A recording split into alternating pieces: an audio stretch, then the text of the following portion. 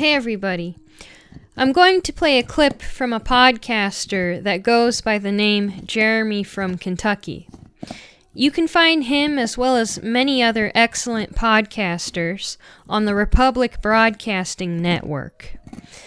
I listen to Jeremy and Patrick Slattery almost every day on the Republic Broadcasting Network, but I also listen to many other people on there as well. They're all wonderful, so I hope you check it out.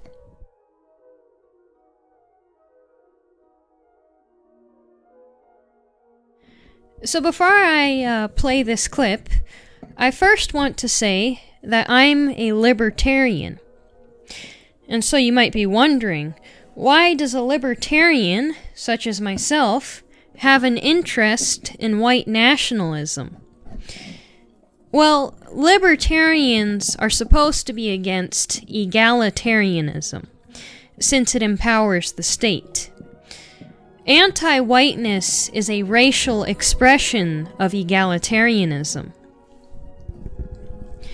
Anti-whiteness is a political tool designed to exploit envy for political gain.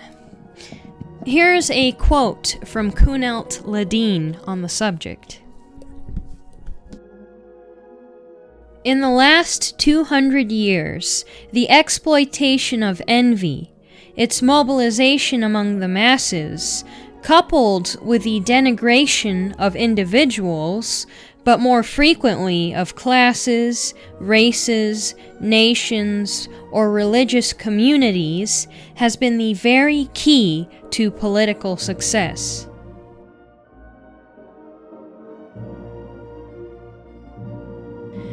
Libertarians and white nationalists are fellow travelers in fighting this strain of egalitarianism that seeks to subdue, loot, and destroy the white race. If we're going to help white people, we need to follow Murray Rothbard. First, we need to openly and loudly condemn anti-discrimination law, since the main effect of anti-discrimination law is the discrimination against white men. Secondly, if we're going to help white people, we need to recognize that the government's monopoly over the regulation of business is the central tool the state uses to hurt white people. I'm going to do a lot of videos on this subject. Finally, I want to point out that anarcho-capitalism is free market, voluntary segregation. Anarcho-capitalism really would allow us to go our separate ways. But the trouble is that both libertarianism and white nationalism are being misrepresented. Libertarianism is infested with bubblegum libertarians who are advocating for the most unlibertarian thing possible: open borders. And white nationalism is being infiltrated by spurgy operatives who are trying to portray it as violent. Let's listen to Jeremy on the subject. I would anticipate that maybe half the RBN listening audience, I'm just guesstimating from the callers, about half of you all are probably white nationalists. And well, what is that? White nationalism has been demonized, and they want to make you think that it's people who hate anybody of color and want to burn a cross in their front yard. But actually, probably my grandparents were white nationalists, and some of you in the audience, you're a little bit older, your parents were. Definitely your grandparents were. People that grew up that were adults in the 40s and 50s that loved America. They didn't hate anybody of color, but at the same time, they sort of had their own communities, and they definitely would not have approved of massive amounts of third world immigration coming into the country. Now, since 1965, the 65 Immigration Act, just before that, people of white European descent were about 85 to 90% of the American population.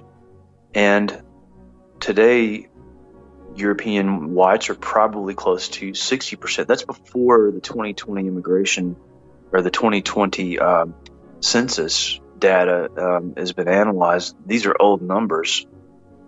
So you've got that decline, and you also got to consider that white people of European descent are about 11% of the world population.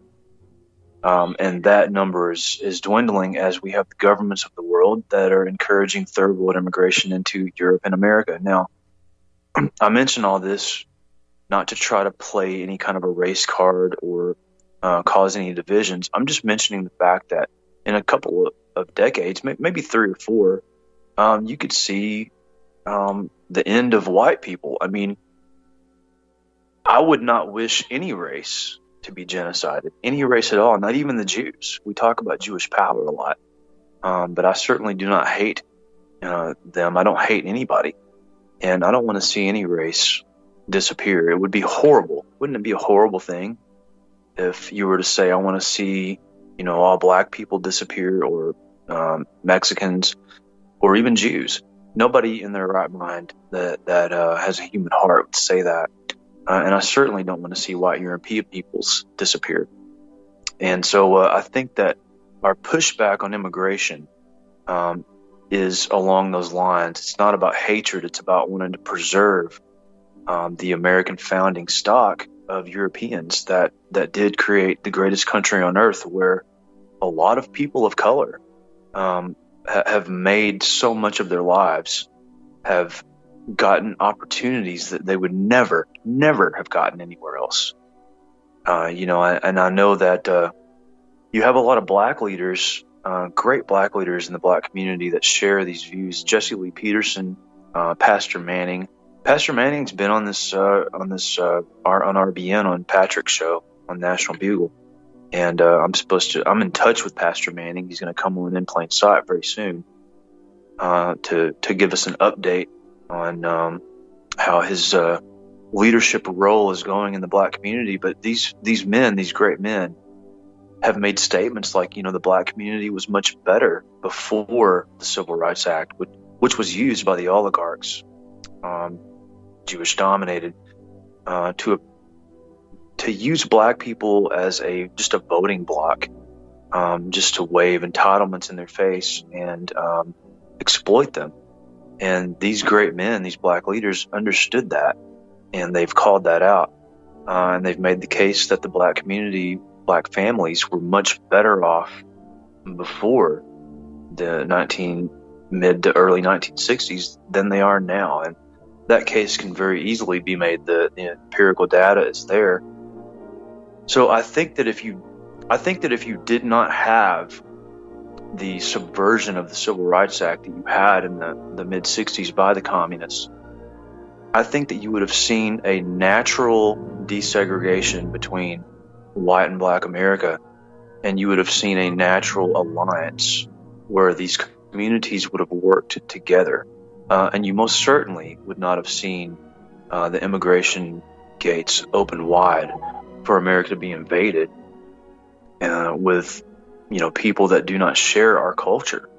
And you know what, like it or not, any of you white nationalists that are listening, like it or not, we share a culture with black Americans. They were born here. They're Americans just like we are.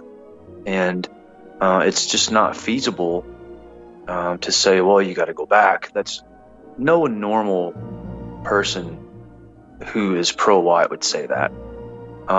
The answer is to work together and to be Americans and to try to restore this republic that's been stolen from us. So that's my stance, and I think that's the stance of most very rational people who would be just considered either American patriots or white nationalists.